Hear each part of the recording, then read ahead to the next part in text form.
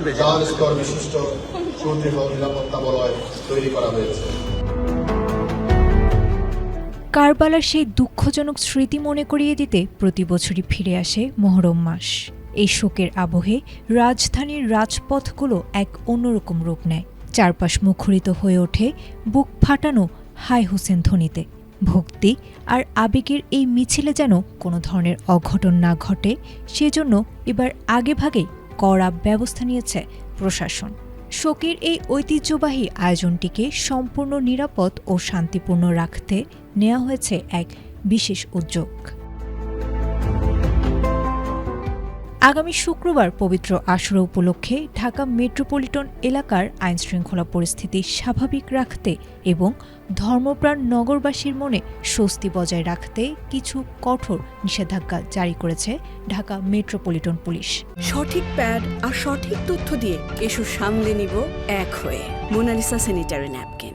মঙ্গলবার DMP commissioner Mosleh Uddin Ahmed স্বাক্ষরিত এক বিজ্ঞপ্তিতে এই নির্দেশনা দেওয়া হয়েছে।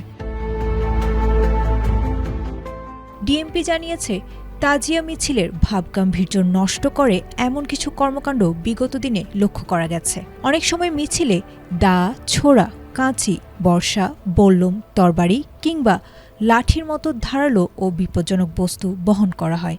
এটি সাধারণ মানুষের মনে আতঙ্ক ও ভীতি সৃষ্টির পাশাপাশি জননিরাপত্তার জন্য মারাত্মক হুমকি।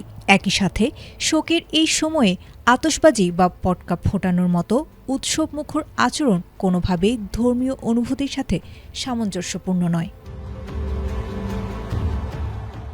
তাই ঢাকা মহানগর পুলিশ অর্ডিন্যান্সের ২৮ ও ২৯ ধারার ক্ষমতা বলে আসন্ন তাজিয়া মিছিলে সব ধরনের ধারালো অস্ত্র, লাঠি বহন এবং পটকা ফোটানো সম্পূর্ণ নিষিদ্ধ ঘোষণা করা হয়েছে। মিছিলের শুরু থেকে শেষ পর্যন্ত এই আদেশ কঠোরভাবে কার্যকর থাকবে। প্রশাসনের লক্ষ্য একটাই, যাতে কোনো উগ্রতা কিংবা দুর্ঘটনা ছাড়াই নাগরিকরা অত্যন্ত শান্ত ও নিরাপদ পরিবেশে এই পবিত্র দিনটি পালন করতে পারেন। Desk report, ATN Bangla.